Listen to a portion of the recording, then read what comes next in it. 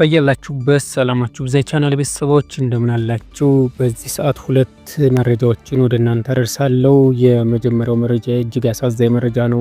የቻናል ቤተሰቦች ልብ ሰባሪ መርዶ በዛሬው ዕለት ተሰምቷል። በሲዳማ ክልል በአለታ ጩኮ ወረዳ ተወልደውና አድገው ለቤተሰቦቻቸው ለአካባቢያቸው ብሩህ ተስፋ የነበሩ መንትያ እህቶች ሰላማዊት ጥላሁንና ሳምራዊት ጥላሁን በአሰቃቂ የመኪና አደጋ በአንድ ሳምንት ልዩነት ውስጥ ህይወታቸው ማለፉ ተሰምቷል። እነዚህ ታታሪ ወጣቶች የተሻለ ህይወትና ፍለጋ ለቤተሰቦቻቸው ኩራት ለመሆን ወደ ጣሊያን ለመጓዝ በዝግጅት ላይ የነበሩ ሲሆን የጉዟቸው መጨረሻ ምዕራፍ ላይ ደርሰው ሳለ ይህ ድንገተኛ አደጋ እንደገጠማቸው ተሰምቷል። በአለታ ጮኮ ማህበረሰብ ዘንድ በትህትናቸውና በትምህርታቸው ትጋታቸው የሚታወቁት ሰላማዊት ሳምራዊት መምህሮቻቸውን የሚያከብሩና ለነገ ትልቅ ራዕይ የሰነቁ ነበሩ ተብሏል።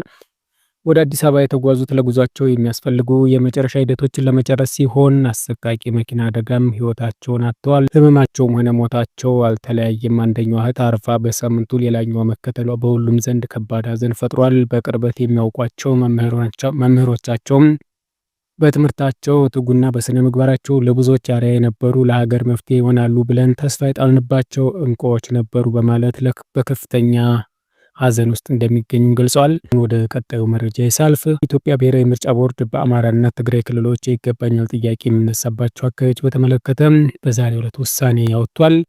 ቦርዱ በሰባተኛው ጠቅላላ ምርጫ የጊዜ ሰሌዳ ላይ የተመለከተው መሰረትም ጥር 22 ቀን 2018 ዓ.ም የመራጮች ምዝገባ ለማካሄድ እየተዘጋጀባቸው ያሉት ምርጫ ክልሎች በምርጫ ጣቢያዎች ዝርዝር ለህዝብ ይፋ ማድረጉን አስታውቋል።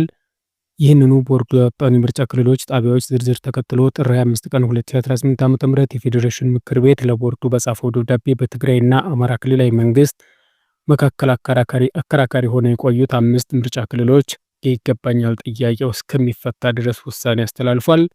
በዚህም የሁመራም፣ የአዲ ረመጽ፣ የኮረም አፍላ፣ የጠለምትና የራያ አላማጣ ምርጫ ክልሎች ከትግራይ ክልላዊ መንግስት ውጭ ሆነው ለብቻቸው በቀጥታም ለህዝብ ተወካዮች ምክር ቤት ምርጫ እንዲደረግ ምክር ቤቱ መወሰኑን ለቦርዱ አሳውቋል። የክልል ምክር ቤቱ ምርጫው በአካባቢዎቹ ላይ የተነሳው ይገባኛል ውዝግብ በህገ መንግስቱ ውሳኔ ሲፈታ መቼ ጊዜ ተመርጦ ወደፊት እንደሚካሄድ መወሰኑንም እንዲሁ ምክር ቤቱ አስታውቋል።